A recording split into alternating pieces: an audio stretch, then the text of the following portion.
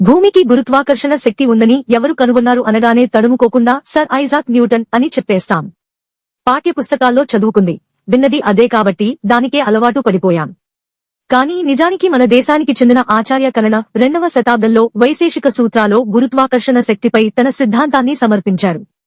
అలాగే సృష్టిలో ప్రతి చిన్న వస్తువు పరమాణువులను కలిగి ఉంటుందని కరణ ప్రతిపాదించారు. 15వ శతాబ్దంలో దేశానికి వచ్చిన క్రిస్టియన్ మిషనరీలు కేరళలో ఓ పాఠశాల నుంచి సేకరించిన కొన్ని పుస్తకాల్లో ఈ విషయం పొందుపరచబడింది. ఇంగ్లండ్కు చెందిన ది యూనివర్సిటీ ఆఫ్ మాంచెస్టర్ నుంచిగా జార్జ్ జోసెఫ్ ఆధారాలతో ఈ విషయాన్ని వెల్లడించారు. అందులో స్పష్టంగా సర్ ఐజాక్ న్యూటన్ కనుగొన్నారని చెప్పిన గురుత్వాకర్షణ శక్తి సిద్ధాంతాన్ని భారత్కు చెందిన ఆచార్య కరణ 2వ శతాబ్దంలోనే వైశేషిక సూత్ర అనే గ్రంథంలో పొందుపరిచారని పేర్కొన్నారు. చరిత్రలో కలిసిపోయిన ఎన్నో గొప్ప విషయాల్లో ఇది ఒకటిగా మిగిలిపోయింది. భారత్ ప్రపంచానికి ఎన్నో విలువైనవి అందించినప్పటికీ చరిత్రలో మనవారికంటూ ప్రత్యేక గుర్తింపు